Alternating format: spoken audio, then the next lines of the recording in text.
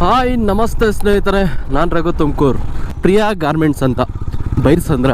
So ನನ್ನ ಸ್ನೇಹಿತರು ಹೇಳಿದ್ರು ಈ ಥರ ಒಂದು ಗಾರ್ಮೆಂಟ್ಸ್ ಇದೆ, ಸೊ ನಿಮ್ಮ ತುಮಕೂರಿನ ಸುತ್ತಮುತ್ತಲಿನ ಜನತೆಗೆ ಸಹಾಯ ಆಗುತ್ತೆ, ಒಂದು ವಿಡಿಯೋ ಮಾಡಿ ಅಂತ ಹೇಳಿದರು.